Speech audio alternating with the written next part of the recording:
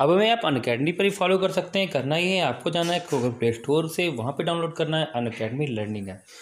जैसे ही आप उसको डाउनलोड करेंगे वहाँ पे जाके आपको वो फॉलो करना है। जैसे ही आप फॉलो कर लेंगे आप देख पाएंगे कि वहाँ पे हमने बहुत सारे वीडियोस ऐसे प्रोवाइड किए हैं जो कि आपके चैप्टर वाइज है। बात करें permutation, combination, set theory, 3 dimensional geometry और डोमेन एंड रेंज, और ये सारे टॉपिक्स हमने चैप्टर वाइज दिए हैं और क्वेश्चंस के सोल्यूशन भी आपको प्रोवाइड किए हैं। और यहाँ तक हम यहाँ पे क्रैश कोर्स की सीरीज स्टार्ट कर रहे हैं एयरफोर्स के लिए, तो वो भी आप जाकर आप देख सकते हैं। अधिक जानकारी के लिए आप डिस्क्रिप्शन में लिंक चेक कर सकते हैं। लिंक पे जाकर आप सीधे हमारे चैनल को ज्वाइन कर सकते हैं अनअकैडमी पर। तो ज़रूर ज्वाइन करें और वीडियो कैसे लगे हमें कमेंट सेक्शन में ज़रूर बताएं। हेलो फ्रेंड्स, और मेरा नाम है अंकित। जैसा कि आप लोग जानते हैं कि हम लोग यहाँ पर डिस्कस कर रहे थे एयरफोर्स, नेवी, SSR के लिए टॉप 500 क्वेश्चन की सीरीज पार्ट करें। इस पार्ट की तो ये हमारा 27 पार्ट है। इसके ऑलरेडी 26 पार्ट हम आपको प्रोवाइड कर चुके हैं। अगर उन पार्ट्स को आपने नहीं देखा है तो प्लेलिस्ट में भी जाकर आप देख सकते हैं और डिस्क्रिप्शन में इसका लिंक दे देंगे, वहाँ पर भी जाकर आप वीडियोज़ को देख सकते हैं। तो आज की क्लास में फिर से हम लोग वही 10 क्वेश्चन लेकर आए हैं, इनको देखेंगे। सबसे पहले 5 क्वेश्चन, तो फिर नेक्स्ट 5 क्वेश्चन। लेकिन इससे पहले हम आपको बता दें कि आप हमें अनअकैडमी पर ही फॉलो कर सकते हैं और अनअकैडमी पर आपको फॉलो करने के बाद हमें वहाँ पे आप देख सकते हैं और काफ़ी वीडियोस हमने वहाँ पे चैप्टर वाइज प्रोवाइड किए हैं। 3 डायमेंशनल ज्योमेट्री, परम्यूटेशन, कॉम्बिनेशन, ठीक है, और सेट थ्योरी हो गया, कई चैप्टर्स। और इसके साथ साथ एयरफोर्स, नेवी, SSR के लिए जो क्रैश कोर्स की सीरीज हमने वहाँ पे स्टार्ट की है उसके ऑलरेडी हम लोग 61 पार्ट वहाँ पे प्रोवाइड कर चुके हैं। 61 पार्ट, ठीक है, वहाँ प्रोवाइड कर चुके हैं और यहाँ पे तो हम दे ही रहे हैं वीडियोज़ आपको, ठीक है। तो चलते हैं आज की वीडियोज़ को स्टार्ट करते हैं और देखते हैं कि किस तरीके से उसको सॉल्व करना है, जो कि इस पार्ट में लोग क्वेश्चंस लेकर आए हैं आपके आने वाले एग्ज़ाम के लिए। जैसा कि आप जानते हैं कि एग्ज़ाम की डेट जो है वो अब आ चुकी है, तो हम लोग उन सभी चीज़ों को देखते हुए आपको वीडियोस अब जल्दी प्रोवाइड करने की कोशिश करेंगे और कंटिन्यू रहेंगे, ठीक है। तो चलिए स्टार्ट करते हैं क्वेश्चंस को कैसे करना है। सबसे अगर स्टार्टिंग करें क्वेश्चन नंबर 5 से, तो पहले 5 क्वेश्चन जो हमने लिखे हुए हैं ये लिमिट से लिया गया, इंटीग्रेशन से है, फिर आपका क्वाड्रेटिक से है, ट्रिग्नोमेट्री से है और फिर आपका इंटीग्रेशन से क्वेश्चन लिया गया। तो एक करके इन क्वेश्चन को देखेंगे और कैसे सॉल्व करना है ये भी देखेंगे। तो सबसे पहले क्वेश्चन नंबर 5 की तरफ चलते हैं। तो क्वेश्चन नंबर 5 लिखा है limit x tends to 0 e की पावर 1/x - 1 अपॉन e की पावर 1/x + 1। इससे पहले कुछ आप चीज़ें समझिएगा। अगर आपको कभी दे दिया जाए limit x tends to 0, limit x tends to 0 e की पावर x, तो जैसे यहाँ 0 रखेंगे e की पावर 0 का मान 1 हो जाता है। यहीं पे अगर लिखा हो limit x tends to infinite, limit x tends to infinite e की पावर -x, तो इसकी वैल्यू कितनी हो जाएगी 0। क्यों? क्योंकि इसको 1/e की पावर x लिख सकते हैं और हमें पता है कि लिमिट अगर x टेंड्स टू इनफाइनाइट है और यहाँ पे e की पावर x है तो इनफाइनाइट रखेंगे तो इसकी वैल्यू इनफाइनाइट ही हो जाएगी। मेरी बात क्लियर हो रही है ना? मतलब इनफाइनाइट पे हम लोग वैल्यूज़ को डिफाइन नहीं कर सकते हैं अगर रखे तो हम लोग इसको इस फॉर्म में चेंज करेंगे जिससे इसकी वैल्यूज़ हम लोग निकाल सकें। यानी कि इनफाइनाइट वाले केस में मैंने बताया था कि x को हमेशा 1/x बनाने की कोशिश हम लोग करेंगे। तो जैसे ये इनफाइनाइट है तो इसको अगर हम नीचे ले जाएं तो e की पावर 1/∞ होगा, उसकी वैल्यू क्या हो जाएगी 0, ठीक है। अब इसी केस को हम दूसरी तरीके से भी लिख सकते हैं, लिमिट x टेंड्स टू 0, ठीक है, limit x tends to 0 1/e की पावर 1/x। बात वही हो गई कि जैसे ही यहाँ रखे रहेंगे x 0, यहाँ इनफाइनाइट हो जाएगा और 1/∞ आपका क्या हो जाएगा 0। तो ये कुछ कंडीशंस हैं, ये आपको याद रखनी है और इन कंडीशंस के ही माध्यम से इस क्वेश्चन को हम लोग सॉल्व कर सकते हैं। देखिए कैसे, इसको हटा देते हैं हम, ठीक है। ये चीज़ें आप समझ पाए होंगे जो कि हमने यहाँ पे स्टार्टिंग में आपको बताई हैं, ये सारी चीज़ें आपके लिए इंपॉर्टेंट हैं। अब देखिए यहाँ से हम लोग क्या करते हैं, e की पावर 1/x कॉमन ले लेते हैं, यहाँ से भी e की पावर 1/x कॉमन ले लेते हैं तो आपका वो 0 हो जाएगा, ठीक है, सॉरी मतलब कैंसिल हो जाएगा। तो यहाँ आ जाएगा limit x tends to 0 1 - e की पावर 1/x अपॉन 1 + e की पावर, और ये 1 में जाएगा, ठीक है। एक मिनट इसको कर देते हैं। जैसे ही हम e की पावर 1/x कॉमन लेंगे तो यहाँ आ जाएगा 1 - 1/e की पावर 1/x माइनस 1 + 1/e की पावर 1/x। अब जैसे x टेंड्स टू 0 रखेंगे तो ये e की पावर इनफाइनाइट हो जाएगा और 1/∞ आपको क्या हो जाएगा 0, तो आ जाएगा 1 - 0 और 1 + 0, तो कम्प्लीटली इसका आंसर क्या बन जाएगा 1, और 1 आपको ऑप्शन नंबर बी में दिया है। तो क्वेश्चन नंबर जो पारा 5 था इसका आंसर आपका 1 होगा। ये क्वेश्चन हमें व्हाट्सएप पे किसी ने भेजा था, तो बस उसी को हमने यहाँ पे सॉल्व करके आपको बताया है। क्वेश्चन अच्छा था, इसी तरीके से कर रहे हैं आपको, ठीक है। इसको रिमूव कर देते हैं और फिर नेक्स्ट क्वेश्चन की तरफ चलते हैं, यानी कि क्वेश्चन नंबर 4 की तरफ। तो क्वेश्चन नंबर 4 आपको देख के लग रहा होगा कि सर एक्चुअल में 1 - x की पावर 9 दिया हुआ है और लिमिट दी गई है 0 से 1, कैसे इस क्वेश्चन को सॉल्व कर सकते हैं। वैसे अगर आप देखें तो 1 - x की पावर 9 है, मैं सॉल्व करने में बहुत टाइम लगेगा, लेकिन एक्चुअल में ये क्वेश्चन में कुछ भी नहीं है, बहुत ईजी क्वेश्चन है। लेकिन अगर आपको प्रॉपर्टीज़ कुछ पता है, जैसे कि हमें पता है कि अगर 0 से a लिखा होता है f(x) dx होता है, तो इसको हम लोग लिख सकते हैं 0 से a f(a - x) dx, ठीक है। कितना लिख सकते हैं f(a - x), बस इस प्रॉपर्टी का यहाँ यूज करना है। तो ऐसी कंडीशन में ये कन्वर्ट होकर 0 से 1 रहेगा, लेकिन 1 - x में ये जहाँ x लिखा है यहाँ पे आपका 1 - x हो जाएगा, तो ये प्लस हो जाएगा और पावर 9 dx ये कैंसिल हो जाएगा। तो अब कुछ भी नहीं बचा है, क्वेश्चन में लिखा है 0 से 1 x की पावर 9 1 x की पावर 9 dx। इसका इंटीग्रेशन करेंगे तो x की पावर 10/10 आएगा। लिमिट लगानी है 0 से 1 रखेंगे, 1/10 आ जाएगा, 1/10 इस क्वेश्चन का राइट आंसर हो जाएगा। ऑप्शन इसका बी करेक्ट हो जाएगा, ठीक है। तो ये क्वेश्चन था। क्वेश्चन देखने में काफ़ी लेंथी लग रहा था, बट अगर इस प्रॉपर्टीज़ का यूज आप कर लेंगे तो इस क्वेश्चन को आसानी से सॉल्व कर सकते हैं। तो इसका आंसर हो जाएगा 1/10। चलिए अब हम लोग चलते हैं नेक्स्ट क्वेश्चन पे, यानी कि क्वेश्चन नंबर 3 पे, और उसको देखते हैं कैसे करना है। तो क्वेश्चन नंबर 3 लिखा हुआ है कि यदि अल्फा और बीटा समीकरण x² - 1 + n² x + 1/2 ब्रैकेट में कुछ लिखा हुआ है 1 + n² + n की पावर 4 के मूल हों, यानी कि रूट्स हों, तो अल्फा² और बीटा² की वैल्यूज़ क्या होगी। तो देखिए अल्फा, क्योंकि हम इनसे दो ही वैल्यू निकाल सकते हैं, एक निकाल सकते हैं सम ऑफ द रूट्स यानी अल्फा प्लस बीटा, माइनस का b/a यानी कि 1 + n² हो जाएगा, क्योंकि b की जगह हमारा ये लिखा है माइनस का 1 + n², तो माइनस b माइनस में प्लस हो जाएगा, a हमारा यहाँ पे 1 है। प्रोडक्ट ऑफ रूट्स c/a होगा, तो c हमारा है 1/2 1 + n² और प्लस n की पावर 4, ठीक है। अब हमें पता है कि अगर अल्फा प्लस बीटा का होल स्क्वायर इसकी वैल्यू निकालना चाहे तो इसको हम लोग लिख सकते हैं इक्वल टू में अल्फ़ा प्लस बीटा का होल ऑफ स्क्वायर माइनस का 2 अल्फ़ा बीटा a + b के होल स्क्वायर के फॉर्मूले से, ठीक है। तो इसकी वैल्यू आपको 1 + n² दी गई है, तो ये यहाँ रख सकते हैं आप 1 + n² का whole square minus 2 alpha beta की वैल्यू दी गई 1 + n² प्लस n की पावर 4, ये आपका कैंसिल हो जाएगा। होल स्क्वायर ओपन कर ले तो 1 + n² प्लस 2n², ये n की पावर 4 हो जाएगा, ठीक है। और -1 -n² और -n की पावर 4, 1 से 1 कट गया आपका, n की पावर 4 से n की पावर 4 कट गया, 2n² में एक n² चला गया, तो वैल्यू कंप्लीटली आ गई आपकी n²। तो n² इस क्वेश्चन का राइट आंसर होगा, यानी कि ऑप्शन नंबर बी, ओके। अब चलते हैं अपने नेक्स्ट क्वेश्चन की तरफ, यानी कि क्वेश्चन नंबर 2 को, और उसको देखते हैं। तो इसका आंसर बी करेक्ट होगा।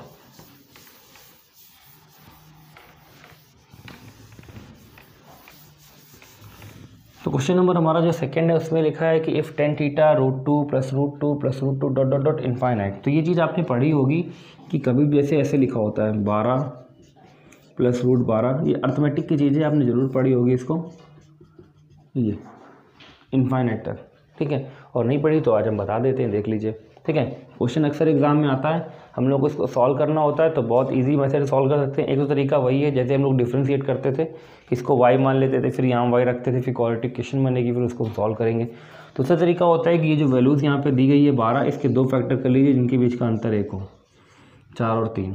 अगर यहाँ पे प्लस साइन का यूज है तो आंसर जो बड़ा है वो होगा, अगर माइनस साइन होता तो आंसर छोटा होता, ठीक है। जैसे कि यहाँ पे मान लेते हैं आपको दे दिया गया 72 -72 और प्लस 72 इनफाइनाइट, तो यहाँ इस केस में इसकी वैल्यूज़ 9 और 8 आएगी।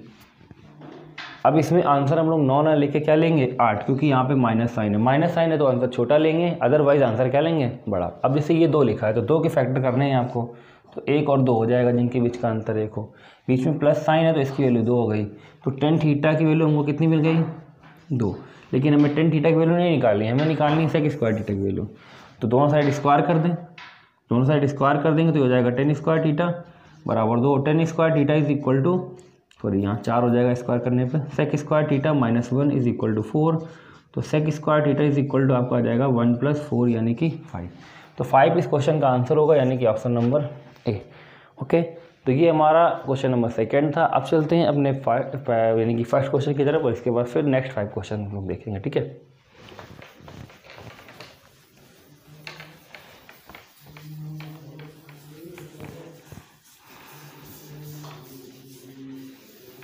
क्वेश्चन नंबर फर्स्ट लिखा हुआ है integration dx upon fx log fx का square plus c then find fx। देखिए कैसे करना है। एक तो तरीका ये है कि हम इसको इस तरीके से इंटीग्रेट करके बनाएं, ठीक है ना। दूसरा तरीका क्या है, दूसरा तरीका ये है हमारे पास कि हम लोग इसको डिफ्रेंशिएट कर दें। तो हमें पता है कि डिफ्रेंशिएशन जो होता है वो इंटीग्रेशन का जस्ट अपोजिट होता है। तो अगर हम इसका दोनों साइड डिफ्रेंशिएट कर देते हैं तो ये इंटीग्रेशन यहाँ से हट जाएगा और इसका डिफ्रेंशिएट हो जाएगा और हमें आंसर जो है fx का वो मिल जाएगा। देखिए कैसे कर सकते हैं इसको। इसका डिफ्रेंशिएट करेंगे तो यहाँ पे केवल 1/fx जैसे था वैसे ही रहेगा, क्योंकि इंटीग्रेशन के साइन से डिफ्रेंशिएशन का साइन कैंसिल हो जाएगा, ठीक है। log fx का स्क्वायर लिखा है, इस 2 को हम लोग आगे भी लिख सकते हैं, मतलब इसको हम लोग लिख सकते हैं 2 log fx। इसका डिफ्रेंशिएट अगर हम लोग करें तो कितना आएगा 2 fx log fx का हो जाएगा 1/fx और fx का करेंगे तो आ जाएगा आपका f डैश x और प्लस c कांस्टेंट 0 हो जाएगा, ठीक है ना। तो आप देख सकते हैं कि fx से ये fx हमने कैंसिल कर दिया तो आपको क्या मिला f dash x is equal to 1/2। अब अगर ये डैश x है और हमें fx निकालना है तो हम दोनों साइड इंटीग्रेट कर सकते हैं, ठीक है। हमने इसको इंटीग्रेट कर लिया तो fx को f डैश x को इंटीग्रेट करेंगे विद रिस्पेक्ट टू x, तो ये आपका fx बन जाएगा। fx इज इक्वल टू आपका देखिए कितना हो जाएगा 1/2 है, कांस्टेंट है, इंटीग्रेट करेंगे x के रिस्पेक्ट में x/2 मिल जाएगा और प्लस कांस्टेंट मिल जाएगा k, क्योंकि यहाँ पे k कांस्टेंट का यूज किया गया है इसलिए हमने यहाँ पे k यूज किया है। तो इस तरीके से इस क्वेश्चन का आंसर बन जाएगा ऑप्शन नंबर सी। ओके, तो बाकी देखते हैं अपने नेक्स्ट 5 क्वेश्चन। तो चलिए अब देखते हैं अपने नेक्स्ट 5 क्वेश्चन जो इस वीडियो में लेकर आए हैं उनको किस तरीके से आप लोग सॉल्व करेंगे। तो देख सकते हैं फिर से हमने 5 क्वेश्चन आपके सामने लिखे हैं। फिर ट्रिग्नोमेट्री से लिया गया है, लिमिट से है, डिफरेंशियल इक्वेशन से लिया गया है, ये क्वेश्चन आपका स्टैट से लिया गया है और ये क्वेश्चन आपका लिया गया है कॉम्प्लेक्स नंबर से, ठीक है। तो एक एक क्वेश्चन को देखते हैं और कैसे इनको करना है ये समझते हैं। चलिए अगर इससे पहले लास्ट नंबर क्वेश्चन की बात करें यानी कि क्वेश्चन नंबर 10 जो लिखा है z प्लस z की पावर -1, इसको हम लोग 1/z भी कह सकते हैं। z plus 1/z is equal to 1 लिखा है, ठीक है। और हमें बताना है कि इसकी वैल्यू क्या होगी। देखिए हमने आपको कई बार बताया है कि जब भी आपको इक्वेशन मिल जाती है x square plus x plus 1 बराबर 0 तो इसके रूट्स आप 2 मानेंगे, ओमेगा और ओमेगा स्क्वायर। कभी कभी अगर इक्वेशन आपको ये मिल जाए x square minus x plus 1 is equal to 0 तो आप रूट्स मानेंगे माइनस ओमेगा और माइनस ओमेगा स्क्वायर। तो यहाँ पे कुछ ऐसी कंडीशंस आपकी बन रही है। अगर हम दोनों साइड का स्क्वायर कर लेते हैं, इसको नीचे लेके आए और एलसीएम ले लें तो आ जाएगा z square plus 1 is equal to z। तो ये इक्वेशन जो है कहीं ना कहीं इस फॉर्म में बन जाएगी। तो हम ये कह सकते हैं कि जो इसकी वैल्यू होंगी z की वो आपकी कितनी हो जाएगी, ओमेगा या माइनस ओमेगा स्क्वायर। इसमें से किसी का भी हम लोग यूज कर सकते हैं, चाहे तो आप ओमेगा ले लें और चाहे तो आप ओमेगा स्क्वायर ले लें। तो अगर हम इसकी वैल्यू माइनस ओमेगा ले लेते क्योंकि दोनों ही इसके रूट से, दोनों में से कोई भी यूज किया जा सकता है, तो यहाँ पे इसकी जगह ओमेगा रखना पड़ेगा z की जगह। वो भी कौन सा ओमेगा, माइनस ओमेगा, इनमें से कोई भी ले सकते हैं। हमने माइनस ओमेगा ले लिया तो हो जाएगा माइनस ओमेगा की पावर 100 और यहाँ हो जाएगा प्लस का माइनस ओमेगा की पावर 100। अब देखिए ये प्लस तो हट ही जाएगा क्योंकि सॉरी माइनस जो लगा ये तो हट ही जाएगा क्योंकि पावर 100 है, ठीक है। ओमेगा की पावर 100, ओमेगा की क्यूब का मान 1 होता है तो ओमेगा की पावर 99 का मान 1 हो जाएगा। तो यहाँ पे आपका बच जाएगा ओमेगा। ऐसे ही यहाँ पे भी 1/ओमेगा बचेगा, ठीक है। अब 1/ओमेगा में हम ये ओमेगा की 1 की जगह ओमेगा क्यूब लिख सकते हैं क्योंकि ओमेगा क्यूब का मान 1 होता है। तो इसको हम कैंसिल करें तो ये आपका बन जाएगा ओमेगा स्क्वायर और 1 प्लस ओमेगा स्क्वायर आपका कितना होगा, -1। ये क्यों होगा, क्योंकि 1 प्लस ओमेगा स्क्वायर बराबर होता है 0। तो ओमेगा प्लस ओमेगा स्क्वायर की वैल्यू हो जाएगी -1। तो हम लोग ये कह सकते हैं कि इस क्वेश्चन का आंसर -1 होगा और ये -1 जो दिया गया है आपको ऑप्शन नंबर डी में दिया है। तो क्वेश्चन नंबर जो हमारा 10th था इसका आंसर आपका डी बन जाएगा यानी कि -1। ओके, अब हम लोग चलते हैं अपने नेक्स्ट क्वेश्चन की तरफ और देखते हैं कि उस क्वेश्चन को किस तरीके से हम लोग सॉल्व कर सकते हैं, यानी कि जो इसका नेक्स्ट क्वेश्चन होगा। ओके, इसको हटा दिया जाए यानी कि क्वेश्चन नंबर 10th को।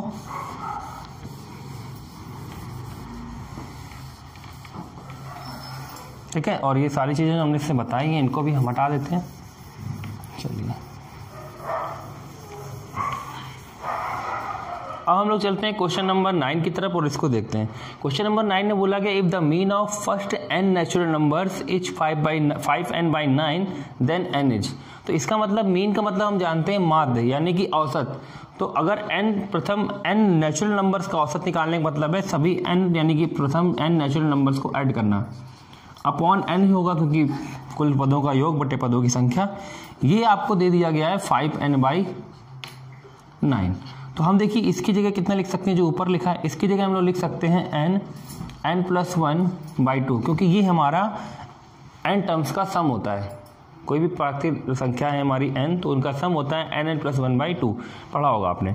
यहाँ पे ये n आ गया और इस इक्वल टू में कितना था 5n/9।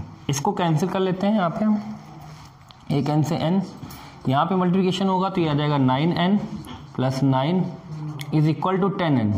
तो n की वैल्यू कितनी मिल जाएगी हमको, यहाँ से n की वैल्यू मिल जाएगी हमको 9, ठीक है, क्योंकि 9 इधर माइनस हो जाएगा तो n की वैल्यू हमें 9 मिल जाएगी। तो इस क्वेश्चन का आंसर आपका 9 बन जाएगा यानी कि ऑप्शन नंबर सी।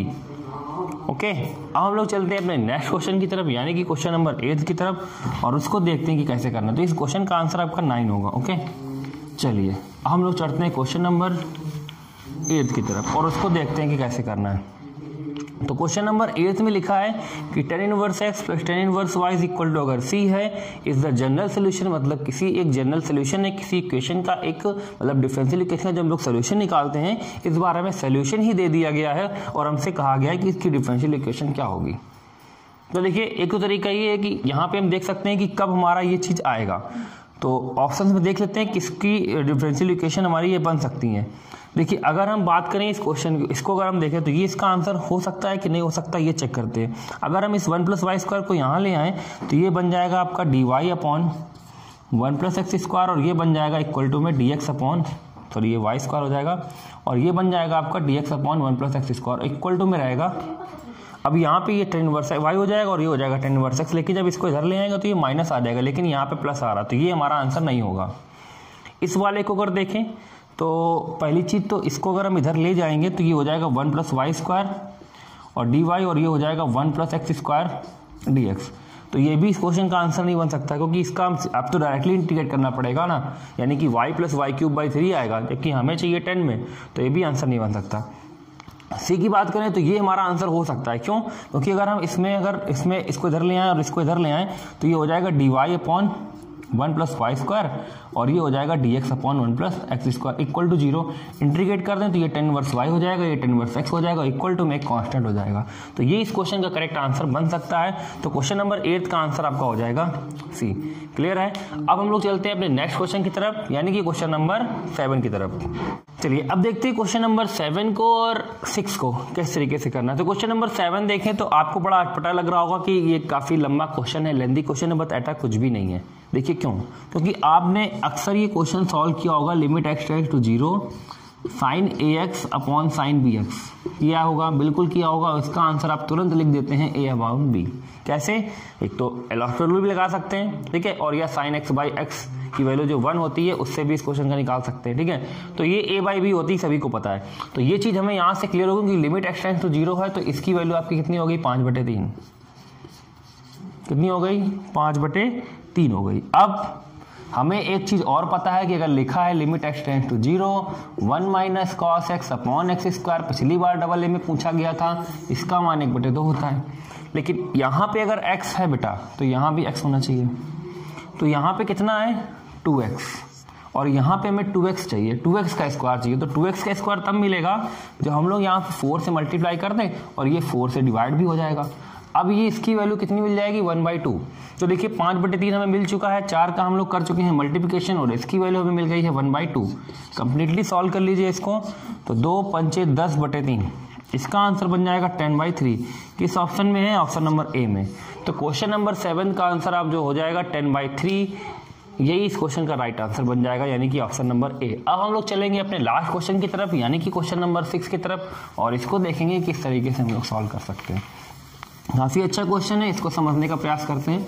अगर आप जनरली इसको सॉल्व करने की कोशिश करेंगे तो ये काफ़ी लेंथी हो जाएगा और इस क्वेश्चन का आंसर आप लोग नहीं निकाल पाएंगे, ठीक है। तो छोटे तरीके से कैसे कर सकते हैं, किस तरीके से इसमें वैल्यूज लेट करके हम भी क्वेश्चन को सॉल्व कर सकते हैं वो समझते हैं। देखिए टेन थीटा लिखा है, ये लिखा है कॉट 60 प्लस थीटा, ठीक है, और ये आपका लिखा है टेन थीटा माइनस 60। तो हम यहाँ पे थीटा की कोई वैल्यू रखेंगे जिससे इन क्वेश्चन को जल्दी से सॉल्व कर सकें, ठीक है। तो वैल्यू क्या रखेंगे ये देखते हैं। हम लोग क्या करते हैं, यहाँ पे थीटा की वैल्यू ले लेते हैं। देखिए अगर हम यहाँ पे 30 ले लेते हैं, पहली चीज़ अगर हम 30 वैल्यू लेंगे तो ये 30 हो जाएगा, ये 90 हो जाएगा, और 90 की वैल्यू होती है 10 में अनडिफाइंड। तो इस तरीके से क्वेश्चन अनडिफाइंड हो जाएगा, और यहाँ भी 30 रखने पर ये हो जाएगा आपका 90।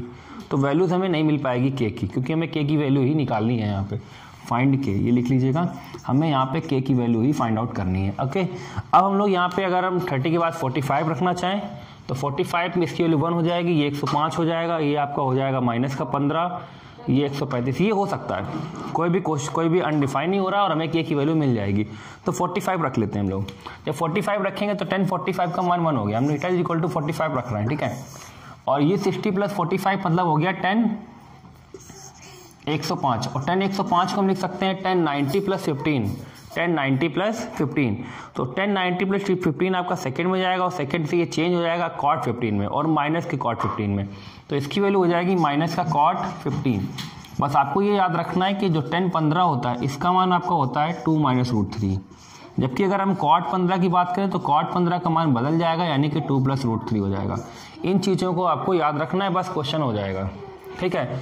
अब 10 थीटा माइनस 60, यानी कि जैसे ही हम यहाँ 45 रखेंगे हो जाएगा माइनस का 10 15, 10 15 हो जाएगा माइनस का यहाँ पे, क्योंकि 45 रख रहे हैं यहाँ पे। तो 45 माइनस 60 माइनस 15, और 10 माइनस थीटा होता है तो ये माइनस बाहर आ जाएगा, ये 15 हो जाएगा, ठीक है।